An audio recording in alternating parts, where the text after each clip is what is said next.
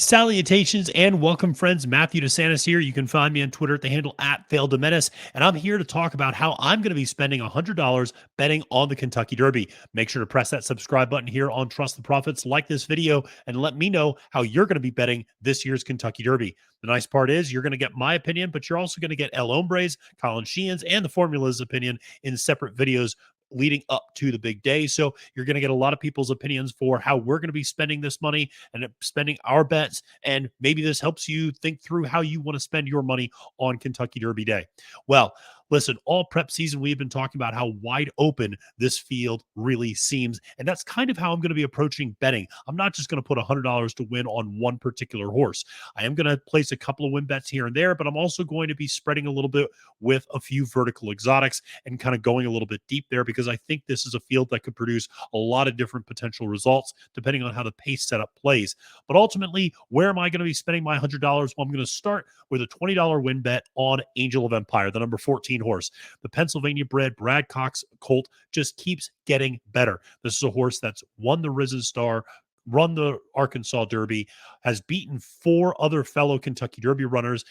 Two Phils, Rocket Can, Reincarnate, Sun Thunder, has beat all of them before. I like that sort of pedigree. I like that sort of past performance to get in there. Sun Thunder is like I said, a nice horse that he's beaten. But Angel of Empire, this is a horse that just keeps getting better the more distance that he gets. And so I think the 1.25 miles sets up nicely. Post position 14 should sit a nice mid-pack trip, shouldn't get caught too far wide. Flavien Prat took about 2 seconds to think about which horse he wanted to ride in this year's Kentucky Derby, and he chose Angel of Empire. This is a horse I'm very high on. 8-1 on the morning line. If he floats up a little bit, you're really going to get a nice piece of value. Even if he drops down a little bit, that $20 win bet still should pay off pretty nicely. Now, like I said, I am going to spread a little bit here, and therefore I'm going to do a $5 exacta key box.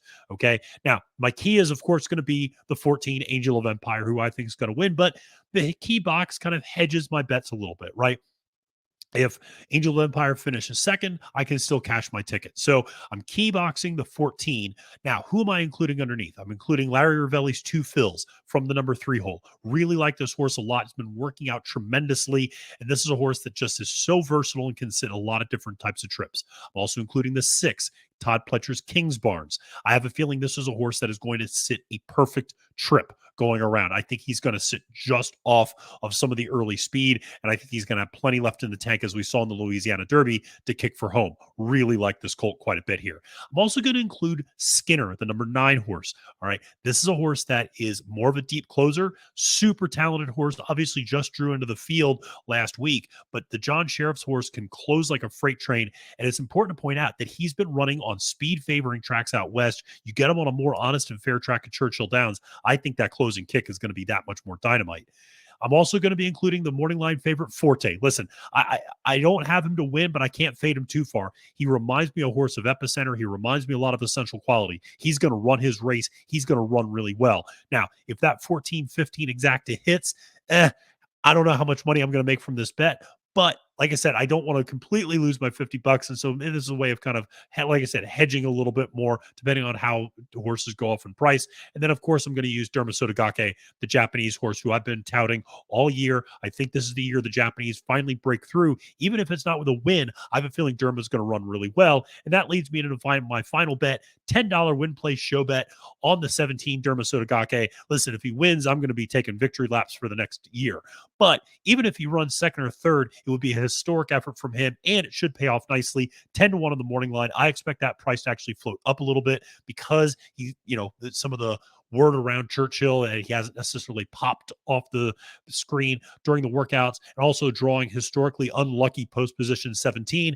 We'll see how it all plays out. But that's how I'm going to be spending my $100, 20 to win on Angel of Empire, $5 exacta key with a 14 over 3, 6, 9, 15, 17. That'll cost you $50. And then a $10 win play show bet on Dermasotogake. Well, listen, folks, I hope this has been helpful. Good luck on all of your tickets and how you're going to spend your $100 on Kentucky Derby Day. Make sure to like this video, subscribe to Trust the Profits. And until next time, my name is Matthew DeSantis, wishing you a great and very, very, very profitable Kentucky Derby Day and reminding you it's now post time.